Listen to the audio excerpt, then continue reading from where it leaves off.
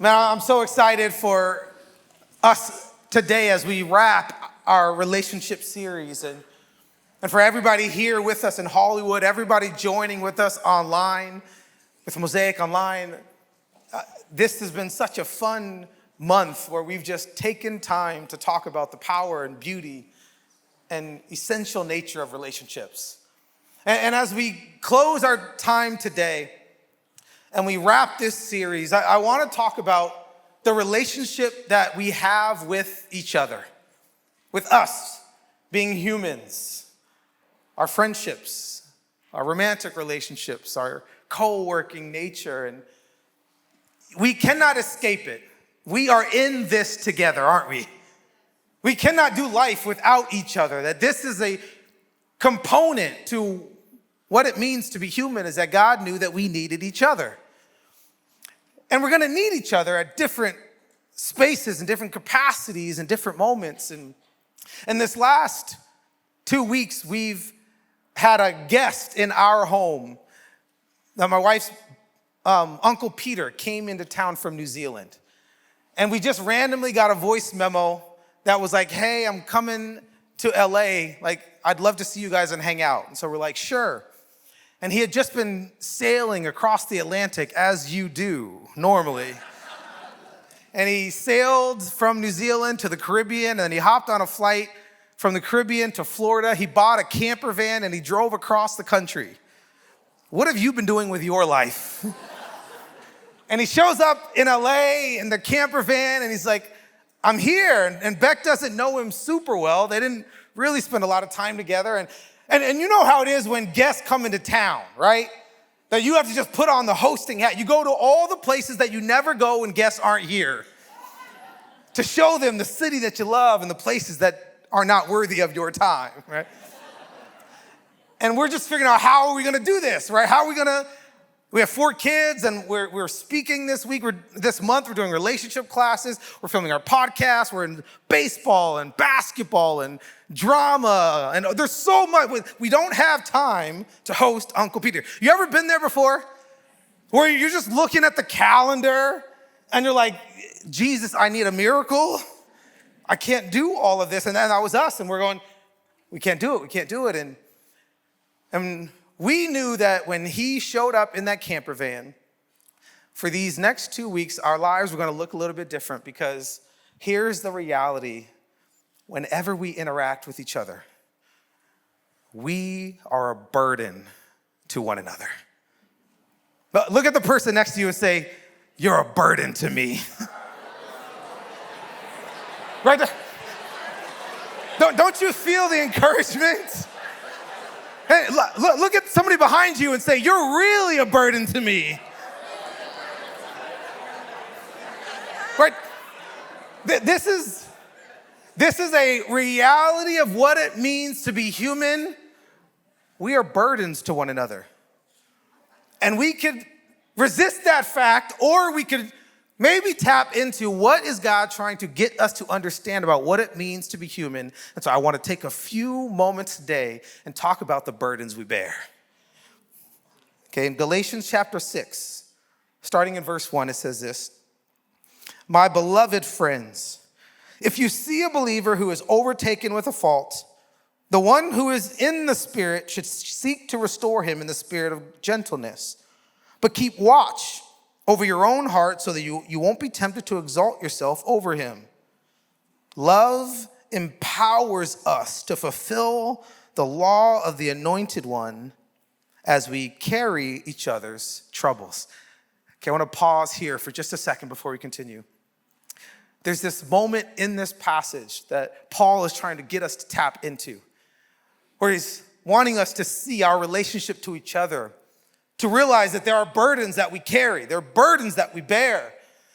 And he gives us this moment in verse 2 to help us understand what the fuel of carrying those burdens should be, and it's love. He says, love empowers us. See, what does love empower you to do? Does love empower you to orient your life in such a way where people serve you rather than you're the one serving them? What happens when love is at the epicenter of your life? Are you looking for opportunities for people to come to you, or are you finding opportunities to serve and make the world around you better? Because with this, he claps, so let's all clap, right? That's a Mosaic rule. Mosaic rule, if it hits one person, it hits all of us. See, this is the power of love. Does love empower you to settle, or does it empower you to propel you forward? And what Paul is trying to get us to understand is that we do have a responsibility to one another, that we are supposed to carry the burdens. We're supposed to lift them. And so he says, this is what we're supposed to do. Carry each other's troubles. If you think you are somebody too important to stoop down to help another, when you really are not, you are living in deception. We don't have time to get into all that. Verse 4. Here's where I want us to park in our time together. Let everyone be devoted to fulfill the work God has given them to do. So when we're talking about the burdens that we bear, we're talking about our responsibility and the way that we relate to each other. There's a few different connecting points that I want us to land on. And here's the first one, is we all have to get to this place where we embrace hard work. Because when we embrace hard work, we realize that hard work is a gift from God. So you should wake up every day, and when you're doing difficult things, you say, God, thank you. When you look at your spouse, your boyfriend, your boss, and they're making your life difficult, you should look them in the eye and say, God bless you. You are a gift from God. What is your perspective? What is your response when life becomes challenging? Do you see it as a curse, or do you see it as a gift? See, it says, let everyone be devoted to fulfill the work God has given them to do. There is a work when it comes to relationship. Anybody in a relationship right now and it's been hard work? Make some noise. Whoa. Brother, you are a little too loud. Hope she's not next to you. But this is the reality. Relationships are hard work. It requires intention. It requires focus. It requires sacrifice, discipline. Right, Jake? Yes. Right? The way that we show our love is not simply in the easy. Actually, the way that we can show our love most profoundly is in the hard. It's in the difficulty. It's in the challenge. See, we got to find that space where we don't stumble into the hard, we embrace the hard. Like the Super Bowl was a few weeks, and I know we're in LA, so nobody cares, right? All we care about is Kendrick versus Drake, yeah. But the Eagles won the Super Bowl, I don't know if you noticed, right? But I can tell you, and I have proof, because I told it to multiple people beforehand, that I predicted that the Eagles were gonna win the Super Bowl. Because there was a moment in the season where I saw a clip from the locker room. It was like halfway through the season. And one of the things you'll notice in sports, almost always, what up, Jason, big Eagles fan? I see you, my guy, yeah? One thing you notice in sport is that whenever a team has a big victory and they show like the video in the locker room, the celebratory, almost always what the team celebrates is they get a day off. Because if you had a great win, a lot of times the locker room, the coach will go, guess what? You got tomorrow off. And the whole locker room, yeah! Because it's hard work and they live for the break. But I saw something in the Eagles that was so different. Or after they had a huge win, a comeback victory, they're in the locker room and the coach said, guess what? We get to work tomorrow. And everybody cheered, yeah! And then I was like, well, they're celebrating that they have to work when they want the day off. And then one of the teammates stops and he says, nah, y'all heard him, right? We get to work tomorrow. And everybody's like, we get to work tomorrow. And it was like, they hit a beat like, we get to work tomorrow, right? And I know you're like, yo, you should have done the halftime show instead of Kendrick, obviously. But I loved this moment because what it was telling me and what I saw is they wanted to embrace the work, not resist it. That they saw work and challenge as an opportunity for them to elevate. That they weren't afraid of the difficulty. They weren't afraid of the challenge. And I wonder how many of us resist the challenge and we settle for less than. I wonder how many of us are sitting in a relationship, we've lowered the bar so low that we're asking, how can we make this easier when God's trying to invite us into the hard? Forgiveness is hard work. Freedom is hard work. Sacrifice is hard work. And I wonder how many times God is trying to help us redefine our relationship to hard. And if we can tap into that space, that rhythm, where maybe God's trying to let us see something fresh and new on the other side of the hard, maybe we'll begin to not be afraid of the burdens that we don't have to carry, but the burdens that we get to carry. That our relationship to each other is we get to remove the stress, remove the weight. Have you ever had somebody just pray for you and you were just in it? Have you ever felt just so overwhelmed and burdened and you didn't even know how to take the next step, and then somebody sent you a text that said, I see you. Somebody called you and asked you, how can I pray for you? It's as if God knew that our spirit needed not just to connect to him, but our spirit needs to connect to each other. See, the burdens that we bear can sometimes be the gifts that pulls us into each other. And not only does it say, let everyone be devoted to fulfill the work God has given them to do, but then right next, it's so important. It says these two words, with excellence. Anybody been to Din Tai Fung here in Los Angeles? We have the most bougie kids in all of LA. For their birthday, they could pick wherever they want. We say, Mom and Dad, we're treating you to birthday dinner. Ready for Chuck E. Cheese? Ready for Dave and Buster's? Maybe a McDonald's kids meal? Nope, not the Smith kids. They want dumplings from Din Tai Fung. Like, we've created a monster. But one of the things I love about Din Tai Fung is no matter where you go, any of the locations, anywhere around the world, every time you go in there, you walk in and it's as if you are entered into a portal of excellence. From the staff that greets you, from the system of, giving your number, to them texting you, to getting in line and checking in, to them taking the menu to another person, and then them explaining, have you ever been here to Din Tai Fung before? And as you're walking to your table, you get to see heaven, where they have the glass and you get to watch them making the dumplings. It feels like intrusive. You feel like I shouldn't be able to see this, but every time I walk by, I just stop. I see you dumplings. But I find it interesting that so many restaurants, so many people tend to gatekeep the thing that they do best.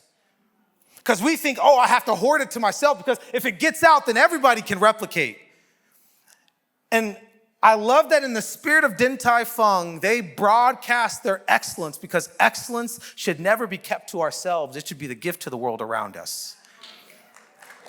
And when it comes to relationships, when it comes to how we interact with each other, when it comes to our perception of God, so we have to get to that space where you embrace hard work. But then the next piece is that you need to bring excellence in all that you do.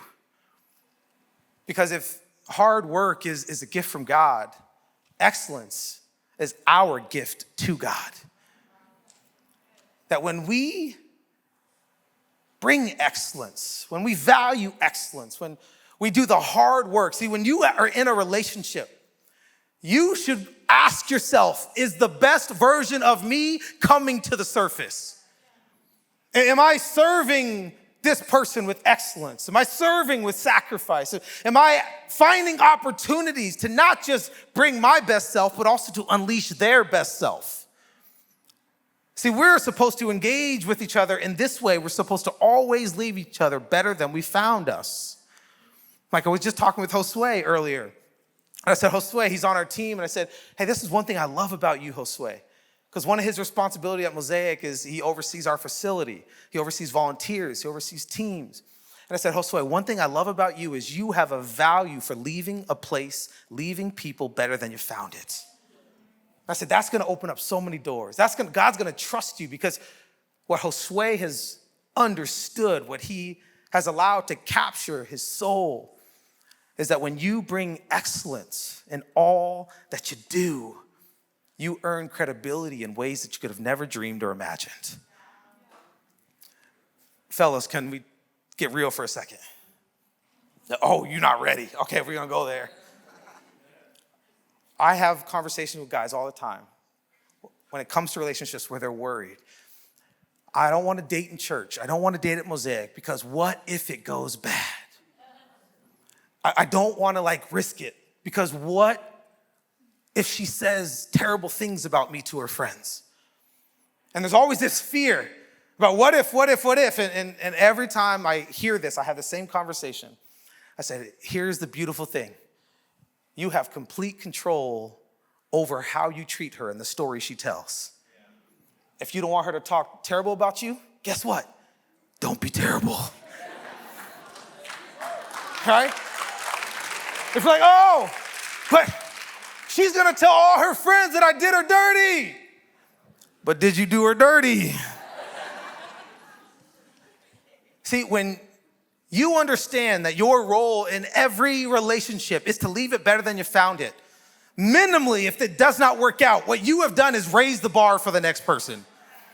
What you have done is treat them with the honor, respect, with the dignity, with the excellence that God interacts with us. And then the story she can tell is, I'm so disappointed it didn't work out, but man, what a good guy I got to do life with. Yes, yeah. But ladies,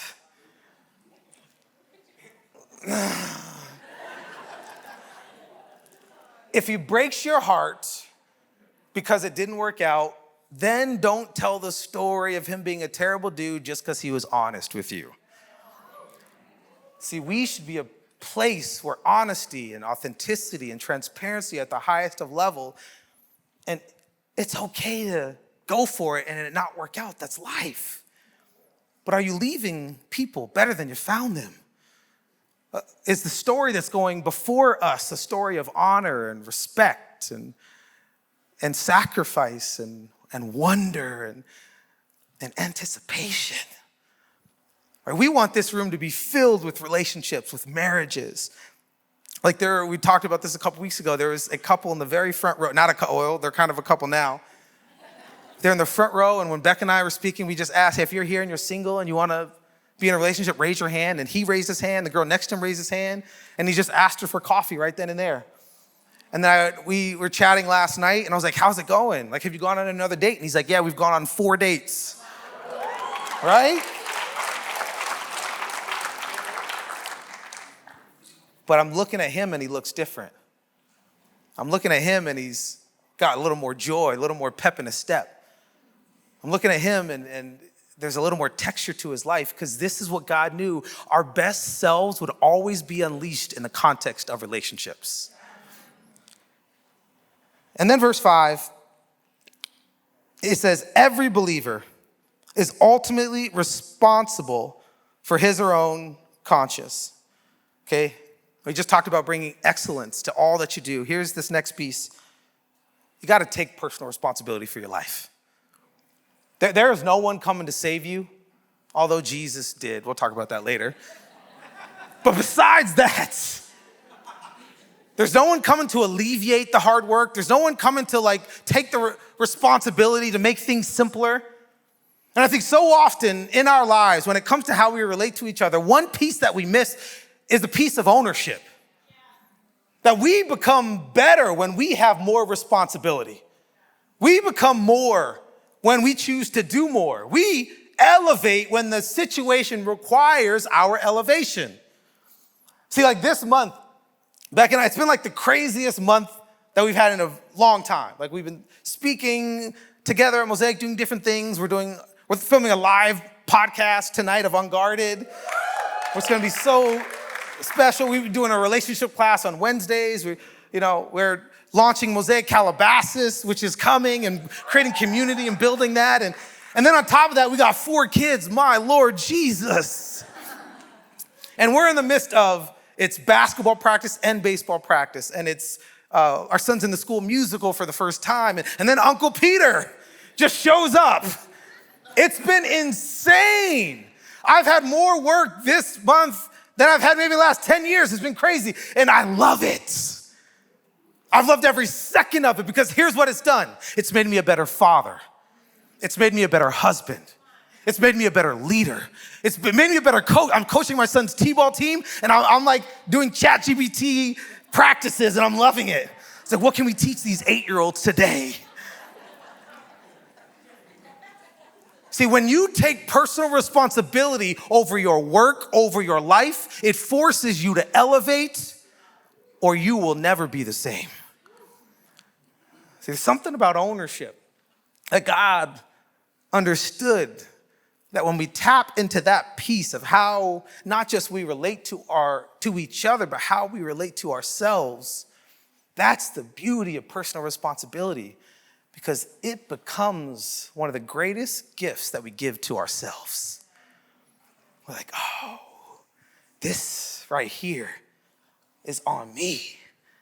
It's my responsibility. And I'm gonna raise the bar. This week, our son River started cleaning for the first time. And he's 5 years old, and Riv is like maybe every 5-year-old and just was not about it. And maybe for being straight up and in a moment of full transparency, maybe mom and dad haven't held the standard for River and let the bar be low and him be okay with it. But Uncle Peter came into town. And Uncle Peter is like in his 60s, right? He's got that grandpa energy. And Uncle Peter has 6 kids, and he just started talking to the kids about helping out mom and dad and cleaning, and they're resistant. And like, no, we can't. And Uncle Peter's like, watch, you actually can. And this week, River, for the first time, just starts cleaning, but not just cleaning. He's loving it. So I come into the kitchen yesterday, and River is like, Dad! Or that's why I came, because he screamed, Dad, come here! And I come into the kitchen, and River's scrubbing the dishes. He's like, Dad, look, I did such a great job. And I look in the pot, and it was terrible. It was so dirty. And I had a moment where I had a choice. I could have lied to him. I'd be like, great job, buddy. You did it. Gold star to you. But again, we're talking about excellence, and we're talking about ownership. Even at 5 years old, I want him to understand the power and have a great relationship to truth. And I don't want to lower the bar. I want to let him know what excellence looks like. I want to meet him in that space. And so I looked at that dirty pot. I said, buddy, I'm so glad that you're cleaning. I love that you're loving to do this, but can I propose another option? Could you scrub it a little bit harder? He's like, Dad, I thought it was good. I said, I know you did, buddy, but it's not good. It's not. Because I know that you know what great looks like. And we're gonna meet great together. And so rolled up my sleeves. I said, you spray that bottle and let's scrub it and wash it together. And we did, and he cleaned that thing. You could have licked that pot after we were done. I said, do you see the difference? He said, yeah. I said, Dad, this is a clean pot. See, I know that's gonna hit a little different for him the next time he does dishes. I know it's gonna hit a little different for him the next time he's doing his homework. I know it's going to hit a little different with him the next time he's engaging with his siblings. Because whenever we have a right relationship to excellence, whenever we have a right relationship to personal responsibility, it doesn't just change us in the moment, it changes us for all the moments to come. Because there's the burdens that we bear. And we got to stop making excuses. We got to stop acting like we can justify all the times we just settle for less. I can't tell you how many times in my life I've just looked at external factors for things that I tried to blame that were all on my plate because I didn't do what I was supposed to do. I hate the moments when I look at my life and I don't like what I see and I try to find external validation and God just puts the mirror in front of me and says, hey, bro, this is on you. Because we got to just drop the excuses. We got to drop the fluff. My favorite team is the 49ers. And we had a bad year. We didn't win the Super Bowl like the Eagles. Sorry, Jason.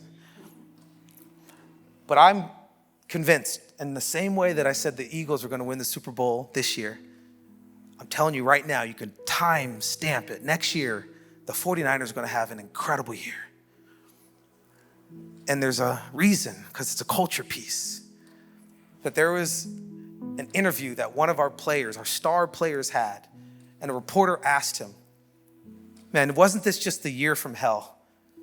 That you guys just had injury after injury, all the worst things that could have happened, and that's got to be the reason that you guys didn't do good this year. And I love his response, and it's going to be the catalyst for them next year and beyond. He said, absolutely not. There was no injury that caused us to have a bad year. There was no external factor. He said, we were terrible. And they said, yeah, but look at all the injuries. And I love his quote, and I might get it tattooed on my arm. He simply said this, no one cares. Go harder. Oh, I love that. No one cares. See, if you got to look at your life and justify and explain why it hasn't panned out the way that you wanted, and you're looking at your past, you're looking at your parents, you're looking at an ex-partner or a current partner, and you're just justifying why you are not living the life that you want, you got to look yourself in the mirror and say, no one cares. Go harder. Because it's on us. It's on me. If I'm not who I was called and created to be, it's no one else's fault. It's not God's fault. It's on me. Go harder. Love harder. Give harder. Sacrifice harder. I want my life to be known as that space where when things got hard, that's when I got harder. This is what this moment needs. It needs our best. It needs our elevation. It needs our commitment to meet God in the excellence, to meet God in the spaces where we lift each other up and we lift the burdens off of our souls. We're there for each other. We're the community that God longs for. Because I love the end of this passage. And in verse 9, it says, and don't allow yourselves to be weary in planting good seeds. For the season of reaping the wonderful harvest you planted is coming. Somebody needs to hear that. Your good season is coming. You're planting good seeds and it's coming. You're investing in your health and your spiritual life and it's coming. And then verse 10, take advantage of every opportunity to be a blessing to others, especially to our brothers and sisters in the family of faith. See, this last piece, when it comes to how we relate to each other, when it comes to the burdens that we bear, is we got to make the most of every opportunity. And when you make the most of every opportunity, this is the gift that we give to each other. He says, take every opportunity to be a blessing to others. That's our relationship. That's our stewardship. That's the way that we're supposed to engage and encounter one another. See, when Uncle Peter just randomly shows up in a camper van outside of our house and is here for 2 weeks, I love the fact that the first conversation we had with Uncle Peter was he said, hey, I heard about the fires and I want to help. How can I be a part of relieving some of the pressures in your city? And so he goes to volunteer with Samaritan's Purse and does an ash out with the family. And then he says, how can I help at Mosaic? So he shows up on Sunday and he comes at 7 a.m. to come and serve. And Josue tells me he's scrubbing walls in the parking lot because he wants to be a part of what we're doing here at Mosaic. And then we do a Bible study on Saturday nights with the crew in Calabasas. And he says, I want to come and I want to be there. And maybe I could serve and engage and help. And then he's at the house and he's playing soccer with the kids, which I appreciated because my hamstrings were a little tight. And so I needed a little break. And he's cleaning and he's cooking. I love the fact that Uncle Peter, who believes in Jesus deeply and is rooted in faith deeply, understood this truth, that when we are mature in our faith, we have this reality. We're not looking for things to consume. We're looking for opportunities to contribute. And this is the beautiful example that we have in the person of Jesus, who did not come on our behalf to consume. He came to contribute. He came to lift the burdens that would weigh us down, the burdens that would feel so heavy, the burdens that we could not remove on our own. And then Jesus, and his personification of love, said, let me take it from here.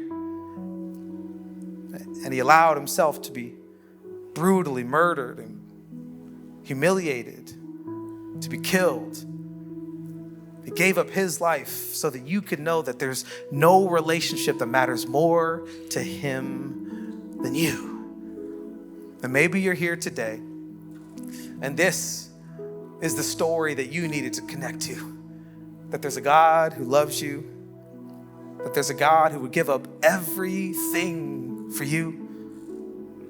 There's a God that when he conquered death and he rose from the grave, it's as if he said, I'm going to remove all of the burdens of shame, all the burdens of guilt, all the burdens of your brokenness. And he rose from the dead so that in this moment, you could know you're worthy of his best. If we all could bow our heads and close our eyes. If you're here in Hollywood with us, if you're joining us, Mosaic online, all across the world, and this is your moment right now. You can feel the pull of God wooing you with his love, that you've been just fighting to find your story. You've been fighting to find hope. You've been fighting to find peace. And you haven't been able to discover it. And no matter how hard you try, it's this weight that feels, it's heavier than you could ever imagine. But right now, in this moment, you're ready to trust Jesus with your life. You're ready to give him all of your pain, all your wounding, all the betrayal, all the doubts, the uncertainty, the worry, all the fears. And you're ready to lay it at his feet and say, Jesus, I'm all yours. If that's you and you're ready to trust Jesus with your life, wholly, completely, no turning back, then I want you to pray this prayer with me. Say, Jesus, I give you my life. Tell him right now. Say, Jesus, I give you my life. And it's with those words you receive his forgiveness, you receive his grace, you receive his mercy. But more than anything, you receive his love. Okay, if that was you and you prayed that prayer, I just want you to raise your hand right now as quickly as you can so I can pray for you. Beautiful. Beautiful, beautiful. Hands everywhere. Anybody else? Jesus, I give you my life. Beautiful. Father, I pray for every single person who is just trusting you with everything. I pray you would wrap them in your love right now. I pray that you would just bring peace into their soul. Pray that your voice would swallow up all those voices trying to steal this moment. And I pray that they would leave this place different because they connected to the God who loves them. We thank you, Jesus, that you are the one who always brings out our best. We love you.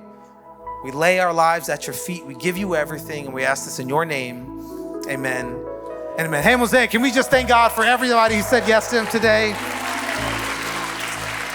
So beautiful. Hey, stay with us just for a few more minutes. In a second, Haven is going to come up and give you some instructions, but I just want to have a real talk with the fam for a second. A lot of times we get this response from people when we're asking about, like, how's Mosaic doing financially, or how's the church? And when we're real and we say, hey, yeah, we're not meeting our goals and our budget, and we're not in a great place and we need people to elevate, almost always the response is, I had no idea.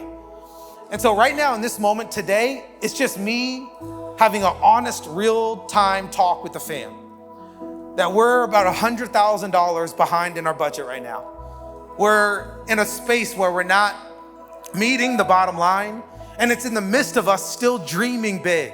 We're launching Mosaic New York City. We launched Mosaic London. We're talking about Mosaic Calabasas soon. And so our dreams are still at the core of what we want to be a part of. And here's what Mosaic we get to do together, is that when the dreams elevate, so do our sacrifice. When the vision gets bigger, so does our buy-in. And so I just want to give a very direct call. If you're here, and especially if God's entrusted you with the ability to be generative, the ability to, you run companies, you just maximize your influence in the world, and God's entrusted you with high wealth, I just want to invite you to join with us to do so much good in the world through our sacrifice, through our generosity. And we're in a moment right now, we're not afraid. I want you to hear me. We are not afraid, but we are being real, and that this is a moment we need to elevate as a church. We need to elevate as a community. Are you with me? And so if you're here and Mosaic's your home, I'm just gonna invite you to do what so many of us do, and it's to give above and beyond. It's to trust that God has placed us in this moment, at this time, because LA and the world around us needs Mosaic. And so let's raise the bar. Let's do all that we can. And if that's you and you're ready to elevate your giving, I want you to come and talk to me personally. I'll be right over here because this is going to be the most successful season we've ever had as a church, the most impactful season we've ever had as a church. And it's going to require all of us at our highest of levels. All right. We love you. Come talk to me if that's you. Haven. Welcome, Haven Wheats, please.